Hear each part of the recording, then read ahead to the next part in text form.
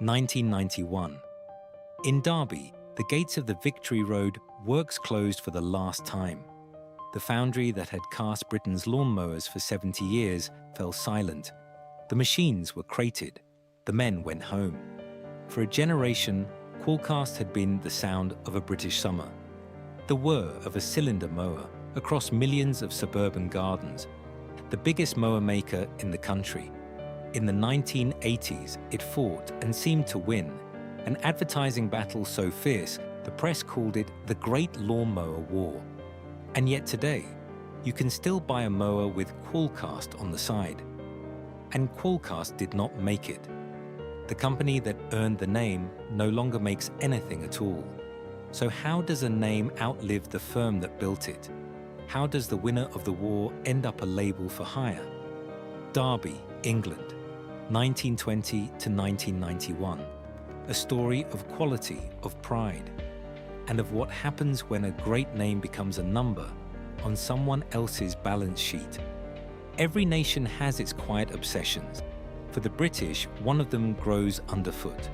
The lawn, that flat, green, gloriously impractical luxury, became a mark of respectability in the 19th century. And in 1830, a Gloucestershire engineer named Edwin Budding handed the middle classes the tool to tame it, the cylinder mower, a spinning drum of blades that sheared grass clean instead of tearing it. By the turn of the 20th century, the neat lawn was no longer the preserve of the country estate. It belonged to the terraced house, the semi, the proud front garden. And someone had to make the machines. In Derby, someone did. Derby was an engineering town, a place of foundries, railways, and before long, the aero engines of Rolls-Royce. The skill that mattered there was casting, the pouring of molten iron into molds to make parts that had to be exact. Among its firms was the Derwent Foundry, established by John Jobson, a Sheffield man who had carried the casting trade south. For years, it did what Derby foundries did: precision ironwork, much of it for the young motor industry, which was hungry for well-made cast components. Then, around 1920, the firm changed course. After the First World War, the Board of Trade moved to restrict foreign imports, and a gap opened in the British market for goods that had once come from abroad. John Jobson's son, Vincent, looked at that gap and saw grass. He believed there was money in mowing, that the British appetite for a tidy lawn was steady, growing, and poorly served by homemade machines. Under the Derwent name, the foundry began building lawnmowers of its own. It was a shrewd bet. The foundry's great strength had always been the quality of its castings, and a cylinder mower lives or dies on the precision of its parts. The trueness of the cutting cylinder, the fit of the gears, the balance of the whole. A firm that could cast iron exactly could build a mower that ran sweet and lasted for decades. The Derwent mowers did both, and they sold. Success demanded a name to match the ambition. In 1928, the company floated as a public concern and chose for itself a word that said everything it wanted said. It took quality and castings and pressed them together into a single, confident brand, Qualcast. It was a clever piece of branding long before branding was a trade. The name was a promise and a boast at once. In 3 syllables, it told the buyer that this was no cheap import or flimsy novelty. It was British iron, cast properly, built to last. In an age when Made in Britain still carried real weight, Qualcast staked its entire identity on craftsmanship. The product was the argument. From a foundry yard in Derby, the company set out to put its mowers into the gardens of an entire nation, and it would take only a few decades to do it. By the middle of the century, the machines from the Derby works would be everywhere, in the tool shed, on the back lawn, in the Saturday morning ritual of millions of British households. But that empire began with a plain, unglamorous truth, the kind a foundryman understands in his hands. Get the casting right, and everything else follows. Quality first. The name was the whole strategy, and for a while, it would work better than anyone in Derby could ever have dreamed. For all its quiet confidence, Qualcast in its early years was still a modest concern, a Derby foundry that happened to make good mowers. What turned it into a national name was a combination of patience, timing, and a flat refusal to cut corners. Through the 1920s and into the 1930s, the company steadily widened its range. The hand-push cylinder mower became the backbone of the business. The plain, sturdy B1 and the models that followed. Machines simple enough to mend on a kitchen table and well made enough to outlast their owners. They were the sort of thing a man bought once and expected to hand down to his son. For the larger garden, there were heavier machines, the Panther among them, and in time, motorized models that took the ache out of a long afternoon's work. Whatever the size, the principle never changed. Cast it true, and it will last. It was a firm still run on a foundryman's conviction that the metal came first and the profit would follow. That conviction built a reputation, and the reputation built demand, until demand began to run beyond Britain's shores. In 1932, Qualcast opened an assembly plant in Australia to serve the markets of the East, an unusually bold step for a provincial foundry barely a decade into the trade. The lawn, it turned out, travelled. Wherever the British had settled, they had carried with them their peculiar devotion to a clipped green sward, and they wanted the machines to keep it. A Derby brand was quietly becoming an imperial one. And then the world turned dark, and the foundry's skill was called to other work. When the Second World War came, the Derby plant did what Britain's engineering firms were asked to do.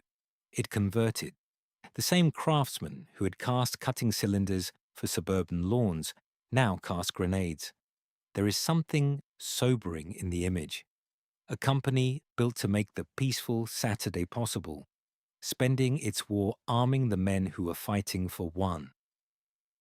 Across the city, Rolls-Royce was building the Merlin engines that carried the Spitfire into the sky. Qualcast, in its smaller and grimmer way, fed the same war effort. Iron poured for a very different harvest. 6 long years later, the guns fell silent. The company turned back to grass and found a Britain it scarcely recognized. The post-war years remade the British landscape. Bomb sites gave way to new estates. Rows of semi-detached houses spread across the edge of every town, and each one came with the same small, hopeful rectangle of earth out the back. For millions of families, the private garden was no longer a luxury. It was the ordinary reward of a steady job and a mortgage. And a garden meant grass, and grass meant a mower. Qualcast was ready. It had the factory, the reputation, and, above all, the name. That 3-syllable promise of quality, which now meant something to a whole generation of householders. Through the 1950s, the company pulled clear of its rivals to become the largest manufacturer of lawnmowers in the United Kingdom. Its machines were rarely the cheapest, but they were trusted, and in the tool shed of post-war Britain, trust was worth paying for. By now, owning one was simply an ordinary fact of British life. On a fine Saturday morning, the sound carried over 1,000 garden fences at once. The steady, satisfied whir of cylinder blades, the click of the catch, the smell of cut grass rising in the warm air. The machine stood in the corner of the shed between the deck chairs and the watering can, oiled, sharpened, and ready for the weekend. Fathers taught sons to use it. For a great many households, the lawnmower simply was a Qualcast, which is the rarest thing a maker can achieve. Dominance, once won, was defended by expansion. Qualcast began buying up smaller mower firms, the strugglers, the makers of decent machines who lacked the muscle to compete. In 1958, it absorbed the Suffolk Iron Foundry, maker of the well-regarded Suffolk Punch. With it, Qualcast did not merely remove a rival, it took a respected name into its own stable and tightened its grip on the British garden still further. By 1961, the company employed around 5,000 people, and it had become far more than a maker of mowers. The catalogues of the period reveal a sprawling industrial concern, turning out kitchen furniture, lightweight tubular chairs, carpet sweepers, domestic appliances, even pottery, alongside the lawn mowers that had made its name. Qualcast was, in every sense, an institution. The crowning move came in 1967, when Qualcast merged with Bermid Industries of Birmingham, a large engineering and castings group, to form Bermid Qualcast. On paper, it was a triumph. The Derby foundry now sat inside one of the country's substantial industrial combines, with the scale and the capital to match any competitor alive. But something had quietly changed, and it would matter enormously in the years to come. Qualcast was no longer the family foundry that Vincent Jobson had steered out of iron castings and into grass. It was now a division, a line on a larger company's accounts, one business among many, answerable to a board that thought in terms of industrial groups rather than garden machines. For the moment, none of that showed. The name stood at its zenith. The mowers were everywhere. The future looked like more of the same. But out in the gardens of Britain, a new kind of machine was about to appear. One that did not roll on wheels, but floated on a cushion of air. And it would change everything. For half a century, the lawnmower had been a simple idea executed well. A cylinder of blades, turned by the wheels, shearing each blade of grass against a fixed bottom edge. The principle that had governed mowing for more than 100 years, refined and cast in iron by firms like Qualcast. It gave the finest cut in all of gardening, the clean, banded finish of a cricket square or a bowling green. Qualcast's entire empire rested on doing that one thing supremely well. But in the years after the war, the British garden began to change, and so did the people standing in it. The new suburban lawn was smaller than the old estate sward, and the family tending it had less time and far less patience for ritual. They did not necessarily want the perfect stripe. They wanted the grass cut, quickly, cheaply, without a fight. And into that shifting appetite came two ideas that would undo the cylinder mower's long reign. The first was the rotary. Instead of a reel of blades slicing against a fixed edge, the rotary mower spun a single blade flat beneath a housing, like a scythe laid on its side. The cut was coarser, no cricket square stripe, but it was cheaper to build. It chewed through the long and wet grass that would jam a cylinder solid, and it forgave the careless gardener everything. British firms such as Hayter, founded in 1946 by the rotary pioneer Douglas Hayter, built their reputations on it. For the householder who simply wanted the lawn done, the rotary was good enough. And good enough is a dangerous phrase to hear if your whole name is staked on the best. The second idea was stranger. It floated. In 1964, a Swedish engineer named Carl Dahlman, inspired by Sir Christopher Cockerell's hovercraft, asked a simple question. What if a mower did not need wheels at all? What if it rode on a cushion of air? The answer was the flymow, a light machine with a spinning rotary blade and a fan mounted above it, blowing air downwards so that the whole body hovered just clear of the turf. There were no wheels to push, no weight to heave about. The user simply swung it from side to side, skimming the grass like a floor polisher. On a slope, around a tree, along an awkward border, it went easily where a heavy cast-iron cylinder mower could not. The flymow was everything Qualcast was not. Where Qualcast meant iron, the Flymo was molded plastic. Where Qualcast meant weight and permanence, the Flymo meant lightness and ease. From 1977, it even looked different, finished in a bright, unmistakable orange that shouted from the shop shelf. Swedish-owned and built in Britain at Newton Aycliffe in County Durham, the brand saw its production climb year after year through the 1970s. Here was the deepest danger Qualcast would ever face. And at first, it did not even look like a threat. The hover mower was not better at cutting grass. A good cylinder machine still gave the finer finish. But it was easier, it was cheaper, it was modern. And in a Britain falling in love with plastic, with convenience and with the new, those three things were beginning to matter more than craftsmanship ever had. This was the true seed of Qualcast's undoing, not a boardroom betrayal, not foreign dumping, not a single catastrophic decision, but something slower and far harder to fight, a change in what people wanted, the very qualities that had built the empire: heavy, precise, beautifully cast iron, made to last a lifetime, were quietly turning into the qualities of yesterday's machine. Qualcast could see it coming. The company was too large, too clever, and too well led to ignore the float. The only question was what it would do about it. It might have built a better hover mower of its own and met Flymo on level ground. Instead, it chose to fight. And the weapon it reached for first was not a machine at all.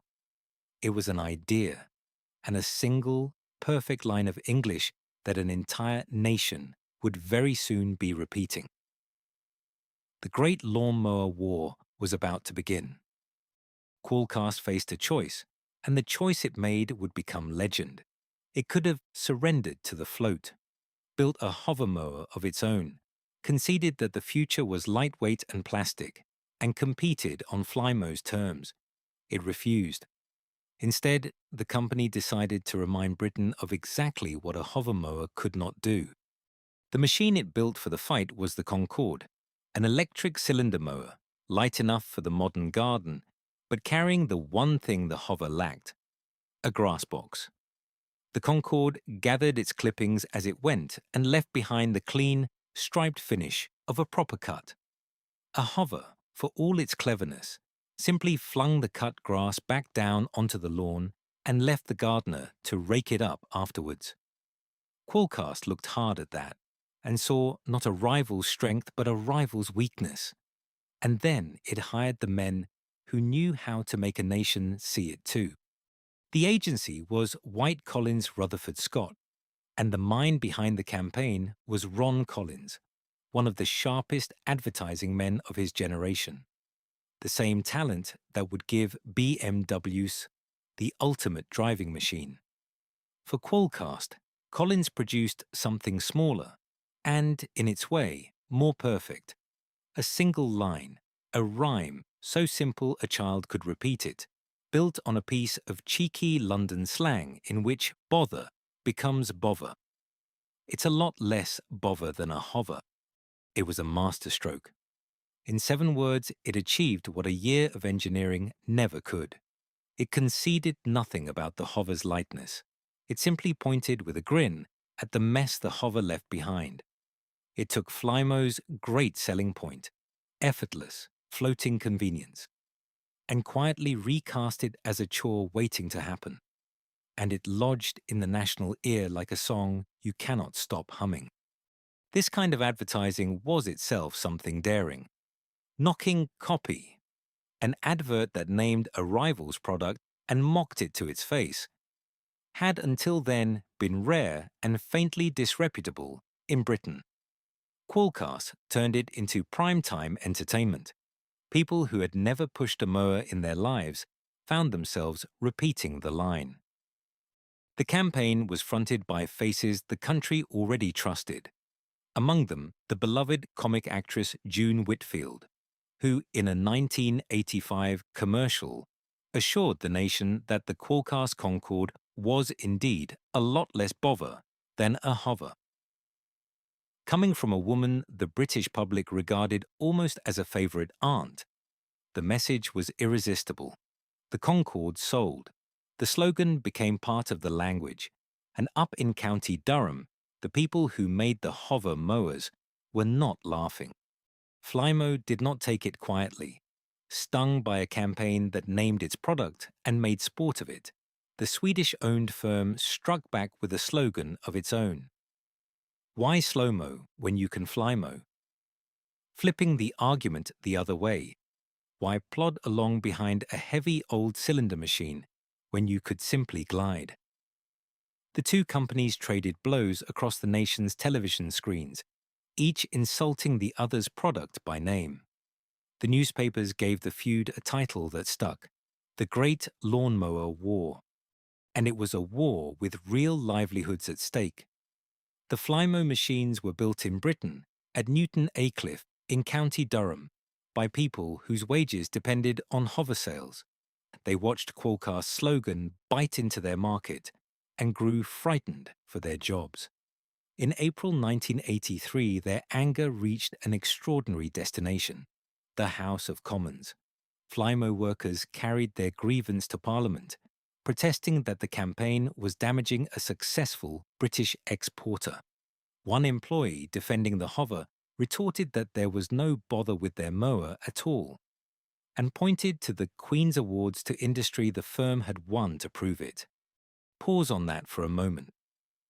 A quarrel between two lawnmower advertisements had climbed all the way to the floor of the House of Commons.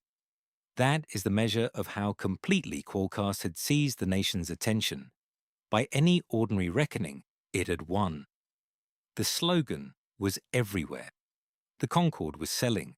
The old giant had taken on the modern upstart and landed the blow that everybody remembered. And yet, for all its brilliance, the Great Lawnmower War was a rearguard action. A magnificent defense of ground that was already washing away beneath Qualcast's feet. The slogan won the argument about hover versus cylinder, but the deeper tide had nothing to do with that argument at all. Britain was still drifting year on year towards machines that were cheaper, lighter, and more convenient, and towards shops that competed on price above everything else. Qualcast's whole identity, quality, weight, the thing built to last a lifetime, was the very thing the market was learning to do without. The most memorable campaign in the company's history bought it pride and time and a lasting place in the national memory. It did not buy it a future. There is a final irony, and it is a bitter one. The two firms that fought the Great Lawnmower War so fiercely, each bent on destroying the other, would both in the end be swallowed by larger powers. Flymo would pass into the giant Husqvarna group. Qualcast's fate would prove stranger still. Neither truly won. The war was loud, funny, and unforgettable, and, in the cold light of what came next, very nearly beside the point. Because while Qualcast was busy fighting Flymo out in the gardens of Britain, a quieter and far more dangerous battle was being lost somewhere the public never saw: in the boardroom. The men who controlled Qualcast were about to stop thinking of it as a maker of mowers at all, and start thinking of it as something to be taken apart. To understand what happened next, you have to understand what Qualcast had quietly become. It was no longer a foundry run by foundrymen. Somewhere on the road to greatness, it had turned into one asset among many, inside a larger industrial group, and the men who now decided its fate increasingly measured everything in the same cold unit: return on capital. A mower was no longer a thing of pride to be got right. It was a product line to be assessed, and, if the figures demanded it, disposed of. For a long while, that distinction hardly seemed to matter. The mowers sold. The Great Lawnmower War kept the name bright. The numbers, broadly, worked. But by the late 1980s, British industry was living in a harder and more impatient world. The city wanted growth and efficiency. Old, sprawling manufacturers, too many factories, too many product lines, too much sentiment, were prime targets, bought not to be cherished but to be carved up and made to pay. In 1988, Bermid Qualcast was acquired by Blue Circle Industries. Consider the strangeness of that for a moment. Blue Circle was a cement company, one of the great names of British building materials, the maker of the grey powder that held the nation's houses together. It had no romance with grass, no inheritance in the garden, no foundryman's feeling for the trueness of a well-cast cutting cylinder. To Blue Circle, Qualcast was not a heritage to be guarded. It was a holding to be optimized. And so the carving began. The first thing to go was the very thing the company had been named for. Blue Circle sold off the foundry divisions, the casting business, the molten iron heart of the operation, the trade that John Jobson had carried south from Sheffield, and that had given the firm both its skill and its name. Quality castings had become Qualcast. Now the castings were sold, and only the brand remained. It was an act of quiet symbolism that almost no one remarked upon at the time. A company founded on the conviction that the metal came first was being relieved of the metal and kept on for the label. What remained of the garden business, Blue Circle gathered together. It already owned Atco, the old Charles H. Pugh mower marque, whose works had moved to Stowmarket in Suffolk. Now it combined its garden interests, Atco, Qualcast, the Suffolk name absorbed decades before, into a single division, a tidy package of famous British brands under one roof, run for the convenience of the group rather than the pride of any one of them. On a balance sheet, it all made perfect sense. Duplication could be removed, factories could be consolidated, costs could be cut. This is the language in which the fate of great manufacturers is so often decided. Not malice, not incompetence, simply the relentless logic of rationalization. And rationalization, by its nature, asks one awkward question of any old, expensive, much-loved factory. Do we really need this one? For the works in Derby, the foundry yard from which Qualcast had set out to mow the lawns of a nation, that question now hung in the air. The people who worked there could feel it. They had built mowers that lasted a lifetime. They had supplied the gardens of Britain for the best part of 70 years. They had stood behind the most famous advertising war the trade ever saw. None of it showed up in the column that now mattered. To the men doing the sums, Derby was not a community or a craft or a 70-year story. It was a site, and sites can be closed. The decision, when it came, would not be made in Derby at all. It would be made far away by people who had never poured iron in a boardroom where the word Qualcast meant a figure rather than a name. That decision was coming, and when it landed, it would fall on a single ordinary day, on one particular set of gates, on the men and women who had given the place their working lives. The blow did not fall all at once, and it did not fall in Derby. It came, as these things now did, as a decision taken somewhere else. In the offices of a group that owned a great many things, of which Qualcast was only one. The garden brands had been gathered together under a single management. The logic of consolidation had been set in motion. And consolidation, once it starts, runs all the way to its conclusion. The group already had a mower works in Suffolk, down at Stowmarket, the long-standing home of the Atco machines. It did not need two of them. One site would have to carry the whole operation, and it would not be the one in Derby. The verdict, when it reached the city in 1991, was simple and final. The Derby works would close. Everything, the making of the mowers, the tooling, the jobs, would be transferred to Stowmarket, more than 100 miles to the southeast. The famous names would be protected. Qualcast, as a brand, would go on. But Qualcast in Derby, The thing itself, the place where the whole story had begun, was finished. When the news was finally made plain to the workforce, it landed the way such news always does. First as rumor drifting along the line, then as dread, then as the flat certainty of a date on a calendar. And for the people who worked there, it was a peculiar kind of death sentence, because the company was not dying. That was almost the hardest thing of all to take in. There would still be Qualcast mowers. The name would still hang above the products on the shop floor. The slogan would still rattle around in the nation's head. Somewhere, machines bearing the famous word would keep coming off a line. It was only the works and the workers and the city's own claim on the name it had made famous that would not survive. The living brand would be carried off to Suffolk. Derby would be left with an empty building and a memory. And think of what that building had been. For some 70 years, it had grown out of the old Derwent foundry, the yard off Victory Road, where a Sheffield man's son had wagered that there was money in mowing, and had been proved right beyond anything he could ever have imagined. From this single site, a Derby name had reached out and put its mowers into the gardens of an entire nation, and into the far corners of the old empire besides.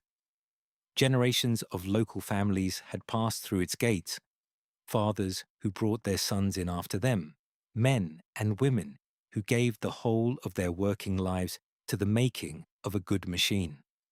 The works was never merely a place of employment. It was a thread running through thousands of lives and through the life of the city itself.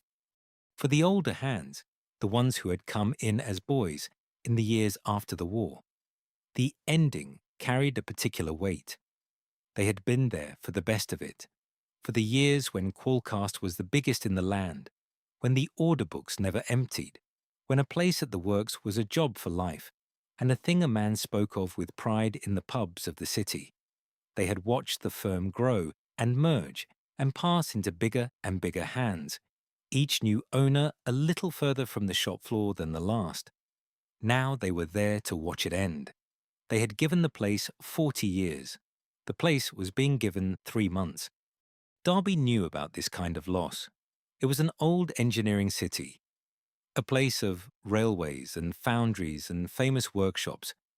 And, like every such city in Britain, it had spent these years watching the names it had grown up with thin out and fall away. Qualcast was one more, but it was a particularly bitter one, and the bitterness lay in the timing. This was not some failing, forgotten manufacturer quietly going under in the dark. This was the company that, only a few years before, had fought and won the most famous advertising battle the industry had ever seen. The firm whose cheeky little rhyme half the country could still recite by heart. It had captured the nation's affection as completely as any maker ever had, and it was being closed anyway. Affection, it turned out, was not the same thing as profit, and it counted for precisely nothing in the column that decided the work's fate. The casting had already gone, sold off 3 years earlier, when the new owners had quietly taken the molten iron heart out of the company and kept only the name. Now the rest would follow. What had begun as the amputation of a foundry was about to end as the closing of a works. In the months that remained, the place wound down. There is a particular atmosphere to a factory that knows it is dying, and anyone who has ever worked in one never quite forgets it. A heaviness that settles over everything, into the very walls. The order books thin. The talk in the canteen turns from football to redundancy terms, to references, to what a man of 55 is supposed to do with himself next. Some found other work and slipped away early. Others stayed on to the very end, unwilling to leave a moment before they had to, as though staying were a last loyalty owed to a place that had been good to them across a lifetime. The machines kept running. a little more quietly each week. And then the last week came. And then the last day. No one filmed it. No newspaper sent a photographer to capture the moment a lawnmower works shut its doors. Britain was full of such moments in those years, and one more provincial closure was barely news at all. So no detailed account of that final day survives, and there is something fitting and terribly sad in that. The end came quietly, the way the ends of ordinary working places nearly always do. But the shape of it is not hard to picture, because it is the same shape every time. On the last day, the routines are the same as they have always been, right up until the moment they are not. The men clock in as they have for 30 years. The kettle goes on, the machines start up, and for a few hours, the old familiar sounds fill the building one final time. The whine of the grinding wheel truing a cutting cylinder, the rattle and clank of the line, the hiss and chemical sweetness of the paint shop, the half-shouted conversations pitched over the din. There is the particular ritual of the place. A finished mower lifted onto the bench and run up so a man can listen to the note of its blades, the way he has listened to 10,000 before it, knowing by ear alone whether it is right. The smell of oil and warm steel hangs in the air as it has hung for 70 years, soaked into the brick.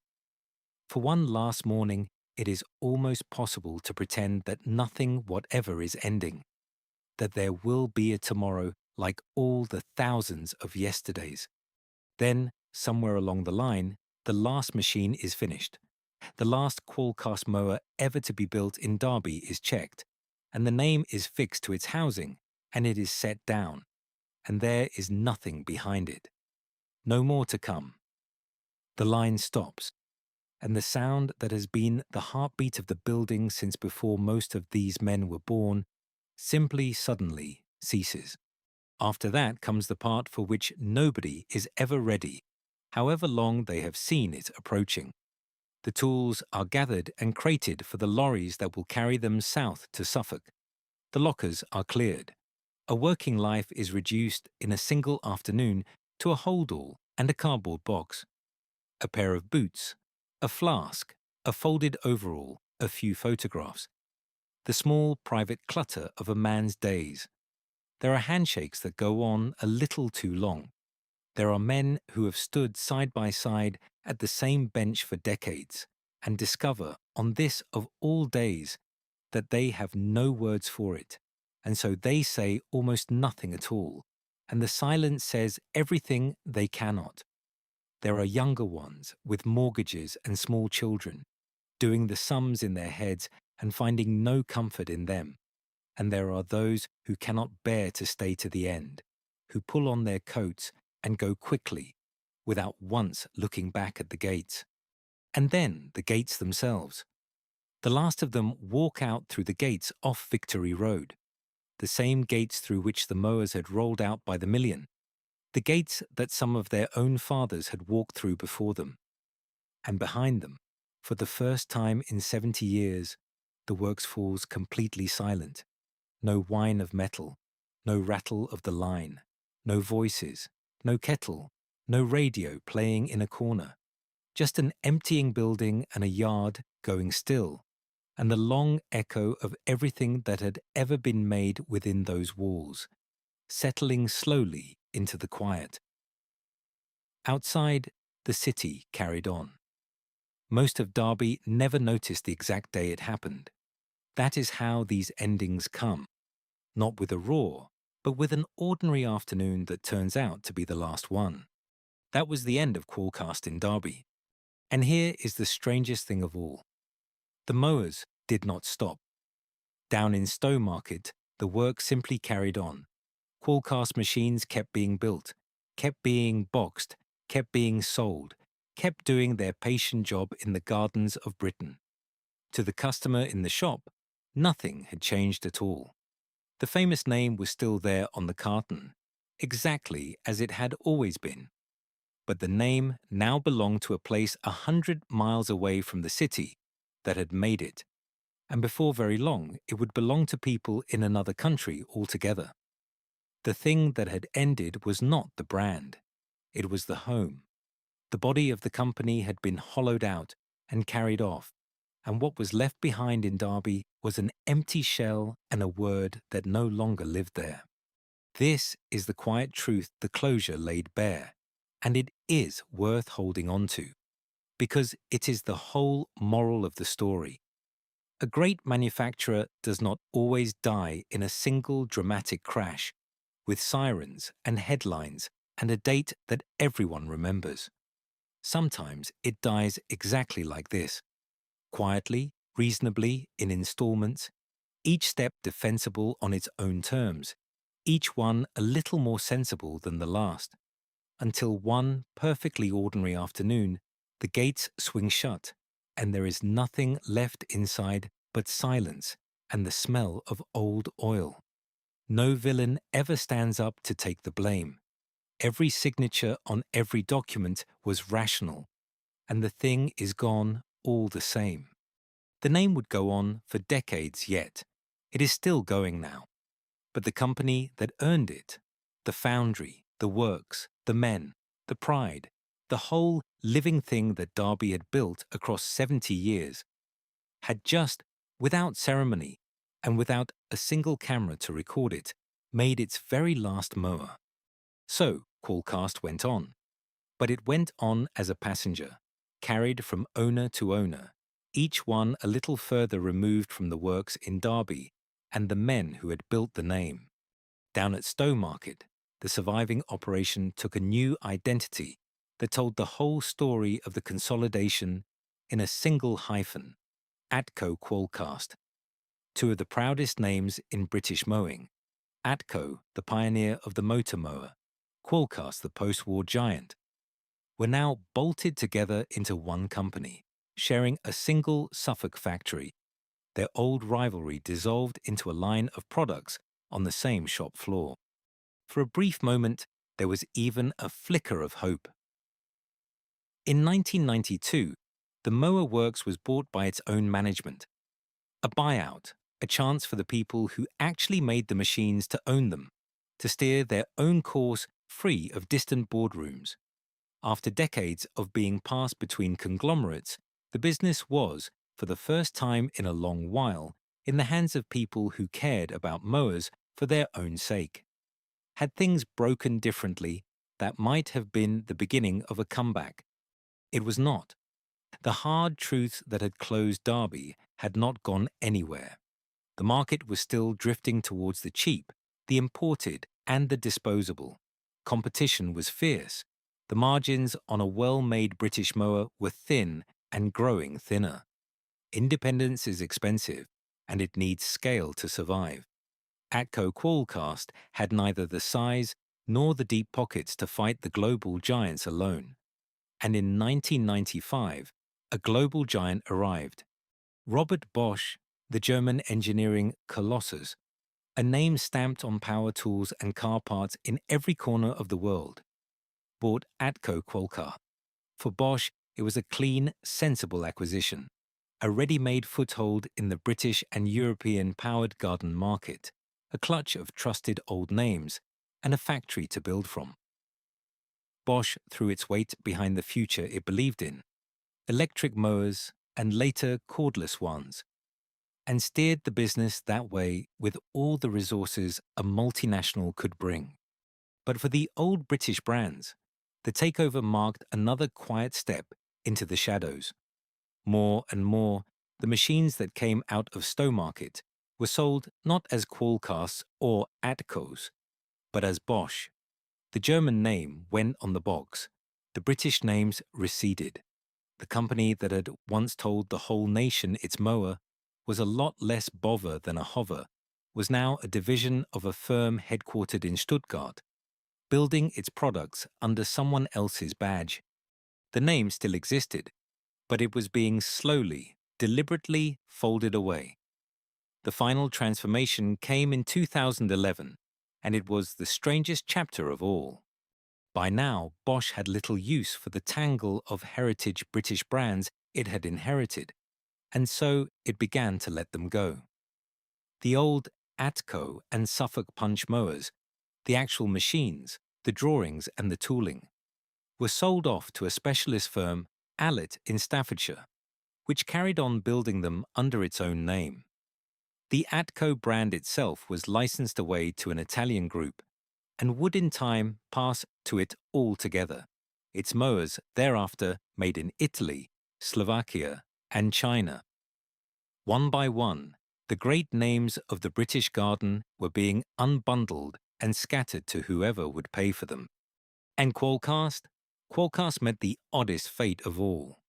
In early 2011, Bosch signed an agreement licensing the Qualcast name for 8 years and exclusively to the Home Retail Group, the owner of the high street chains Argos and Homebase. In plain terms, this meant that Argos and Homebase could now print the word Qualcast on their own budget mowers and garden tools.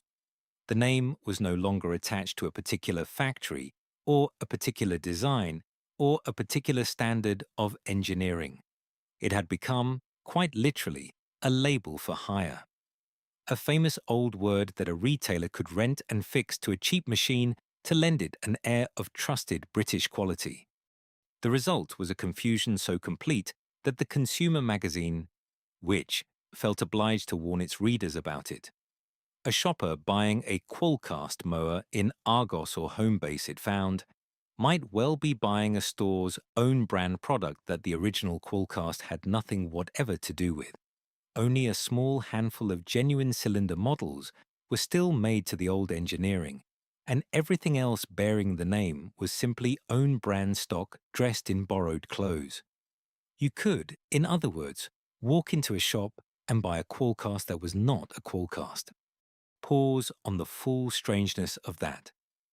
The name that Vincent Jobson had built on a single promise, quality castings, British iron, cast properly and made to last a lifetime, had ended its long journey as a sticker on the cheapest mower on the shelf, applied not by a maker, but by a shop.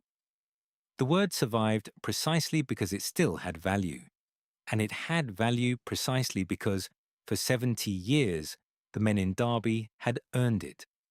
They had filled that name with meaning, machine by machine, decade by decade, and now the meaning was being quietly spent down, sold off in licensing deals, by people who had never once set foot in the works. This is what it means for a brand to outlive its maker. It does not die. It is hollowed out and kept on. A handsome, empty shell, trading on a reputation it can no longer replenish. Qualcast, the company, had made its last mower in Derby in 1991. Qualcast, the name, lived on and lives on still. But it had become a ghost wearing the clothes of the living. What then was it all for? And what does the rise and fall of a lawnmower company really have to tell us about the country that made it? So what was it all for? Begin with the bitterest irony of the whole story. The one that would have astonished anyone watching the Great Lawnmower War at its height. Qualcast won that war. Its slogan buried itself in the national memory. Its Concorde outsold the upstart. It landed every blow the public remembered. And yet, in the long run, it was Qualcast that vanished and the upstart that endured. Flymo, the floating newcomer Qualcast had mocked so brilliantly, passed into the hands of the Swedish giant Husqvarna, and is, to this day, a living brand, still making mowers, some of them still in Britain. The company that won the argument lost the future. The company that lost the argument is still here. Neither, of course, remained British and independent. That is the second irony, and the larger one. The Great Lawnmower War was fought between two firms that would both end up owned from abroad. Flymo by the Swedes, Qualcast by the Germans of Bosch, the old Atco name eventually by the Italians. The fierce, funny, thoroughly British battle for the nation's lawns ended with almost the whole industry passing quietly into foreign hands. It was a small, perfect miniature of what befell so much of British manufacturing across those decades.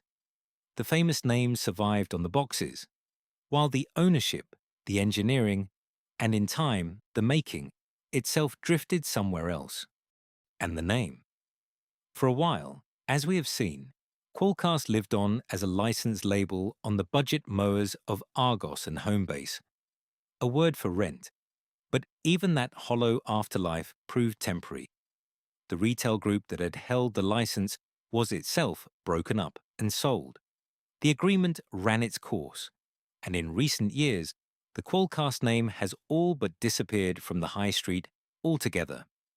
Go looking for a brand new Qualcast mower today, and you will struggle to find one at all. The ghost, having haunted the garden centres a few years longer, has at last begun to fade. That is how the story ends, if you measure it in companies and brands and balance sheets. A great British maker, founded on iron and pride, reduced first to a division, then to a sticker, then to a memory. But that is not quite the whole of it, because there is another way to weigh what Qualcast left behind. And by that measure, the old firm managed something most companies never do. It kept its promise. Walk into any number of garden sheds in Britain even now, and you will find them. Old Qualcast mowers, 30, 40, 50 years old, still cutting grass. The hand-push cylinder machines, the heavy electric Concords, the sturdy survivors of an age before everything was built to be thrown away. Many of them are still going, still laying down the clean striped finish, having long outlived the company that made them and most of the men who assembled them. Their owners hunt down belts and blades and spare parts to keep them running, reluctant to give up on a machine that simply refuses to wear out the way it is supposed to. That was the whole point in the end. The name meant quality castings, and the castings were quality. Qualcast had been founded on a single, unfashionable idea, that you make a thing properly, out of good metal, so that it lasts a lifetime and beyond. And the proof of that idea is still out there, mute, reliable, faintly rusting in 10,000 sheds. The company could be closed, the works could be emptied, the name could be sold off to whoever would pay for it. None of that could touch the machines themselves. The iron kept the promise long after the boardroom had stopped caring whether it was kept. There is a lesson in that, and it is not an easy one. Qualcast did not fall because it made bad mowers. It fell, in a sense, because it made good ones. Durable, expensive, built to last. In a world that was busy learning to prefer the cheap, the light, and the disposable. Being the best is no protection at all when the market decides it would rather have good enough at half the price. And once a maker of fine things becomes merely an asset on a larger company's books, the very craft that made it great turns into a cost to be trimmed away. Nobody set out to destroy Qualcast. Every decision along the road was reasonable. That is precisely how these things happen. Not through villainy, but through 1,000 sensible signatures, until one ordinary afternoon the gates close for the last time. And yet the name refuses to die completely, and perhaps that is the final, gentler truth of it. A scrap of cheeky English, a lot less bother than a hover, still raises a smile in people far too young to remember the war that produced it. Old machines still hum across British lawns on summer mornings. In Derby, there are people who still remember when their city made the mowers that kept a nation's gardens neat. The company is gone. The works are silent. But the things it actually made, good machines and one immortal joke, outlived it all and outlive it yet. That is the strange double lesson of Qualcast. A brand can be hollowed out and sold and licensed until the name means almost nothing, while the honest work behind it goes quietly on, keeping its promise in sheds and on lawns for decades after the last man walked out through the gates. It is a story worth remembering the next time you push a mower across the grass. If this story stayed with you, take a moment to look a little closer at the old names in your own shed or toolbox. You may be holding a piece of history that has outlived the company that made it. And if you would like more forgotten stories of the factories that built Britain, do like this video and subscribe to the channel so that the next one finds its way to you.